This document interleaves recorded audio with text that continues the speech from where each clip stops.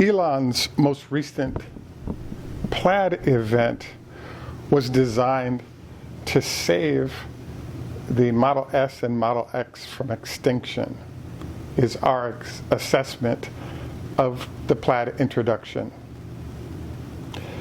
This is Greg for Teslafaninsight. Thanks once again for joining us. If this is your first time, welcome. If you're a repeat visitor, welcome back. We also want to thank our Patreon supporters, as well as our subscribers. If you enjoy the show, please take time to like and subscribe.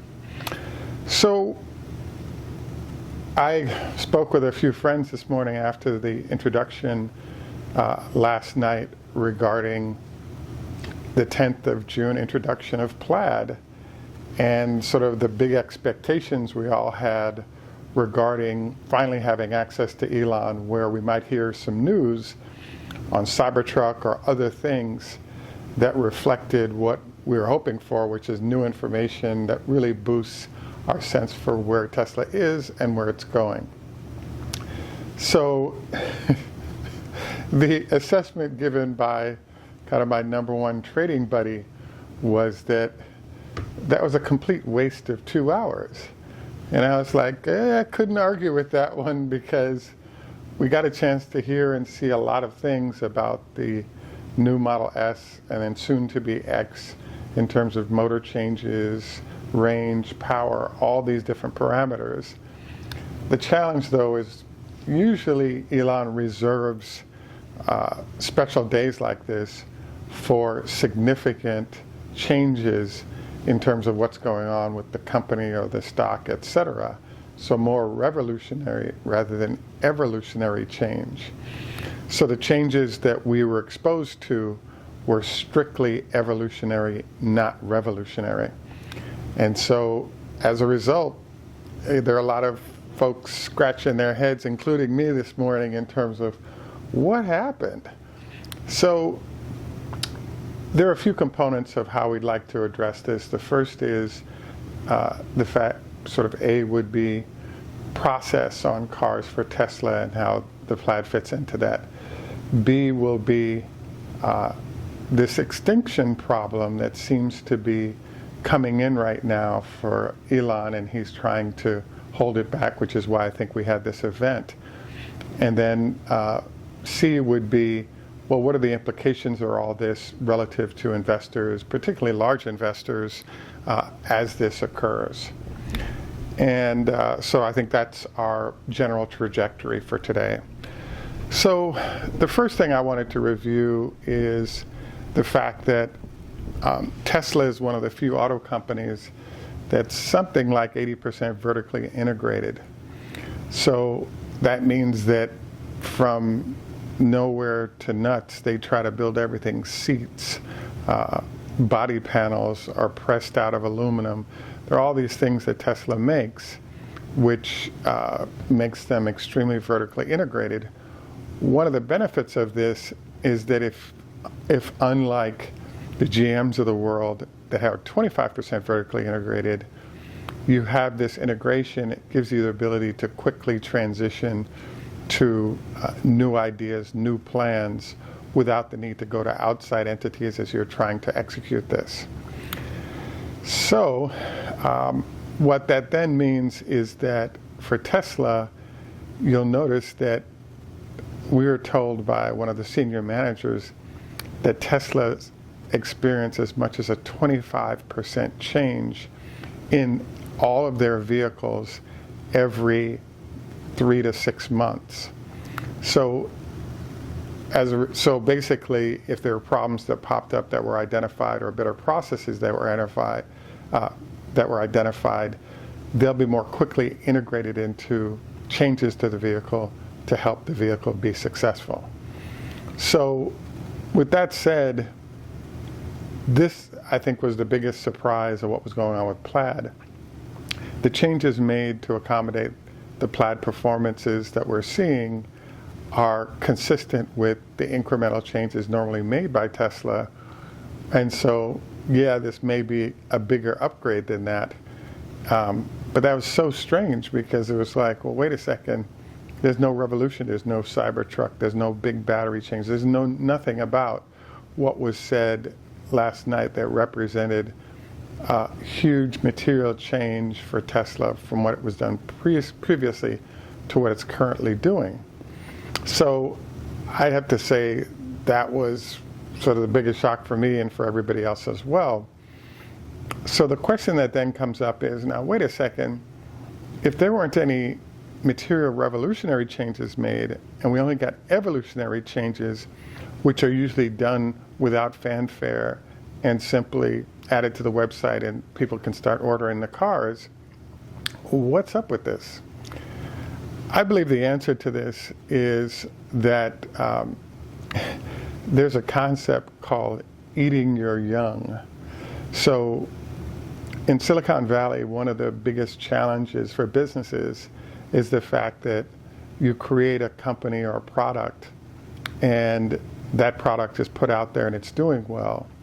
The challenge that pops up is, do you have the product sit out there for a long time and potentially become stale and then not bought anymore and all the customers migrate to other people's products, or B, you cannibalize your own products.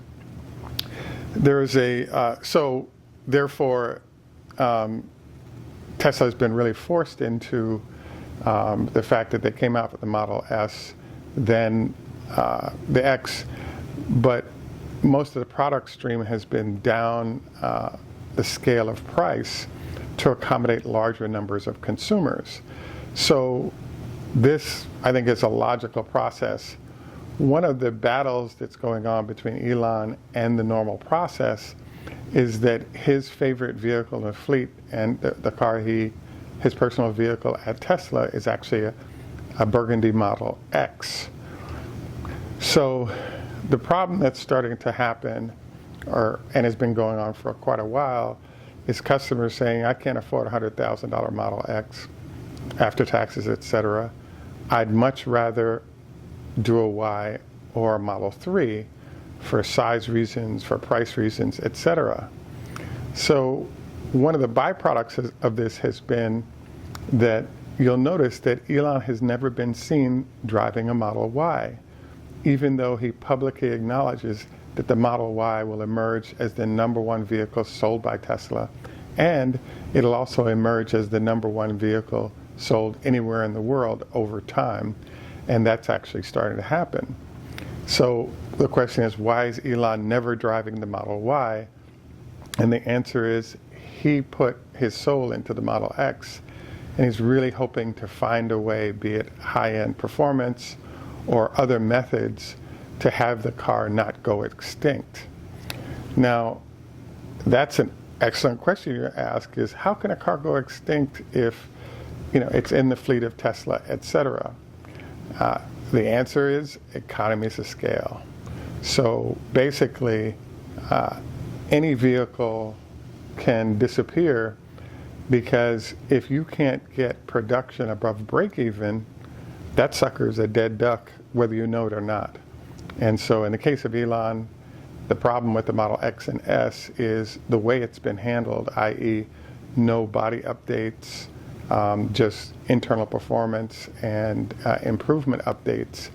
There are large numbers of consumers who have high disposable income that are saying, I think that the body is boring for those vehicles, not because they weren't exciting when they came out, but just because they've been around for so long that it doesn't generate a lot of excitement. And so therefore, customers on the high end have started migrating away. And then the other thing we've been seeing is a lot of customers that can afford these vehicles have actually stepped down because the quality of the vehicles in the Model Y and Model 3 is so good that they're willing to sacrifice a few of the luxury features that come with the S and X in order to stay in the Tesla family with a newer, more modern Model 3, Model S, or Model 3, Model Y. One of the stories that I wanted to include in our show today is I actually had a friend of mine who worked for McKinsey & Company, a giant consulting firm globally.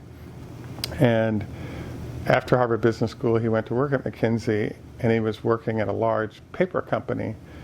And one of his assignments was to figure out how it made sense for them to integrate a new paper production facility into their operations. And so he went and did a full analysis of the company and the new factory, and he determined that they actually didn't need the factory. So he went back to his boss and he said, look, if we move a few things around, the company can avoid building this factory and make more money in the process. So his boss looked at him and said, oh, you don't understand. What I said to you is that I want you to figure out how we can economically justify this new factory. I didn't ask you whether or not it should be built. I asked you to find an economic justification to build it. And so he then got a full command of what the agenda was on that item. So I kind of bring this up here because in the case of Elon, this event was obviously designed to give publicity to the X and S as Plaids. But the problem that's happening is that where consumers are headed is towards the Y and the Model 3. And so Tesla's in an interesting dance right now, which is how can we avoid putting features that are common to the X and S into the Model 3 as a way to avoid those vehicles becoming extinct, because customers can just get all of the features they want in the 3 or Y, and the car will exist. So I will also remind you that the Model X almost put Tesla out of business. The Gull Wings were having huge issues with the German-based company that helped to put together that system. So there's a real love affair between the X and Elon, and even if that thing starts to lose money, I don't think it'll disappear or go extinct, because he loves the vehicle, he loves the technology, and does not want to see it go out of business. So the answer to, in our mind, what's going on here, why do a revolutionary type of session for an evolutionary item, is the items that I just described to you. So the next question is, how is this going to play when it comes to the stock, etc.? Well, in the short term, as you can see, the stock price is around where it was when it closed yesterday, maybe down a little bit. I expect it to stay above 600, but below 620 today, the 11th of June, 2021. And the main reason is that the hot money guys, the hedge funds, really want to see, we're hoping to see, and we were hoping to see something revolutionary. And even if it wasn't revolutionary about these vehicles, it might be revolutionary in terms of, oh, there's news on Bitcoin, there's news on the new 4680, there's news on when are we going to see the Cybertruck start being sold at, or produced and sold at scale. So all of those categories were open for there to be news that would drive headlines and potentially drive Tesla stock. And we basically got none of those. So where are we now? And the answer, I think, is that we have our analysts going back and saying, well, Elon was talking about 500 cars a week or so right now, pushing up to about 1,000 or so over the next couple of months. And I think those numbers are good. But what starts to happen now is the analysts have to go back and look at what their revenue and profit forecasts were for Tesla, modify those to include those numbers that Elon articulated.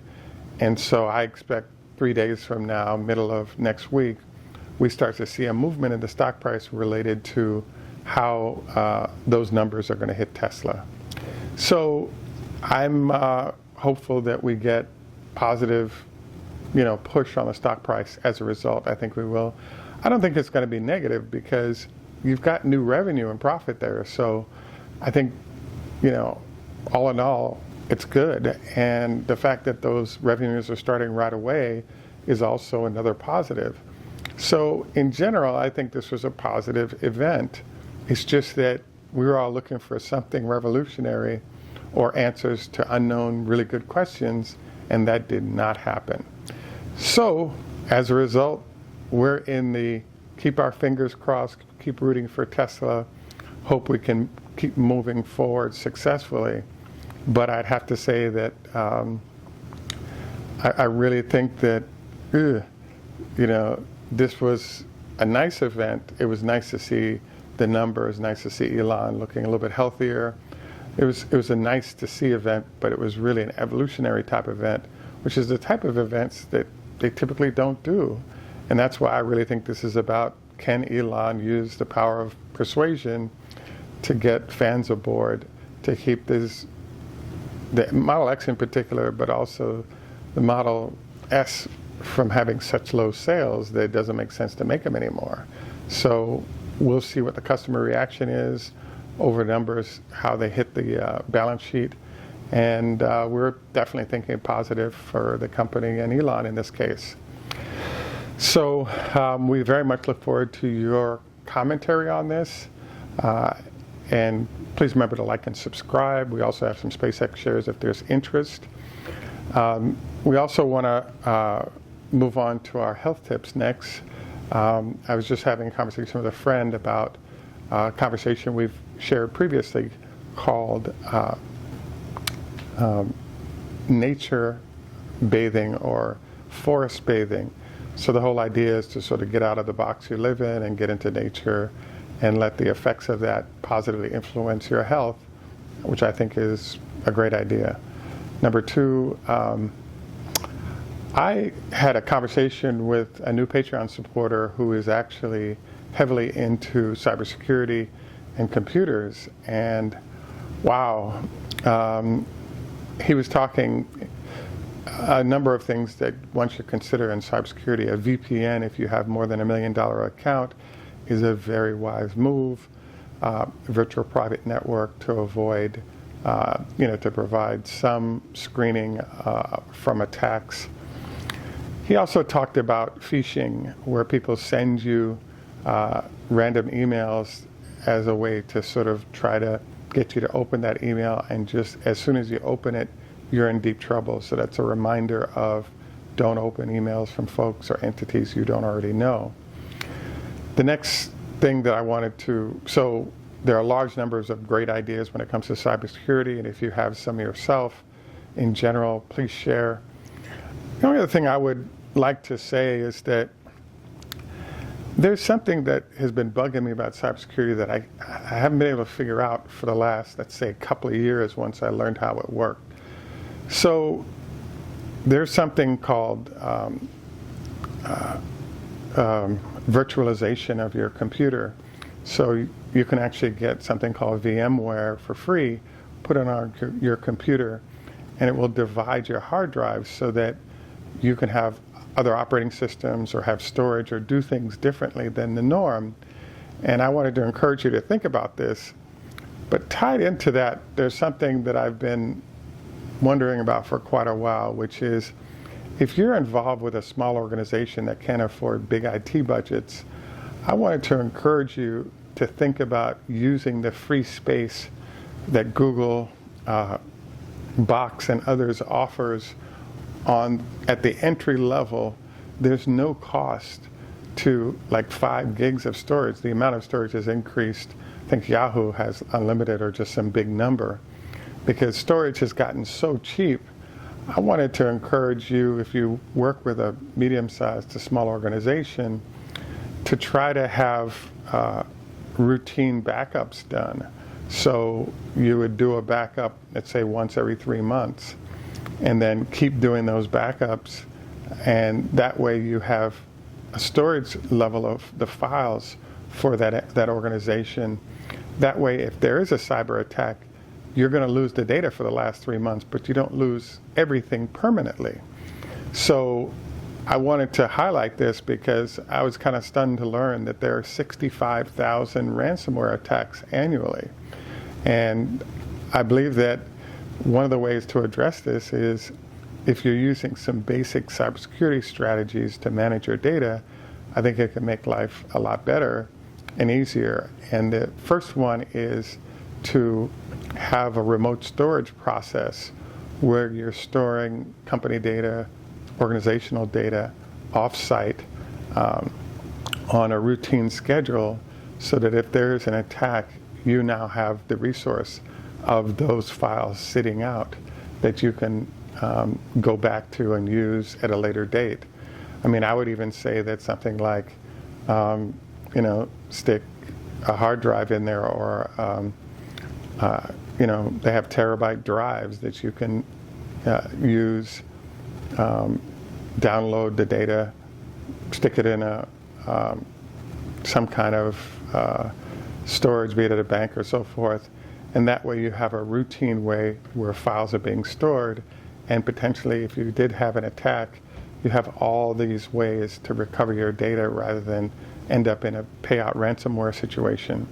And the ransomware could be millions of dollars, but these drives are down to $50 or $20 for, it's getting lower and lower, the cost for a terabyte. But why have such a low-cost item potentially cause your company hundreds, if not millions of dollars, as we saw in the case of Colonial? So we definitely look forward to your thoughts and comments on this. This is Greg for Teslafaninsight. Tschüss, German, au revoir, French, Lehitro, Hebrew, Hoda Hafez, Farsi, Strasiche, Russian, Ni hao ma, Chinese, Konbanwa, Japanese, Hey do, Swedish, and good day, our friends in Australia. And I need to add more name. We got how you say it in Dutch. I need to go study it. But we definitely appreciate the time shared, and we look forward to your commentary. Have a great day, and bye for now.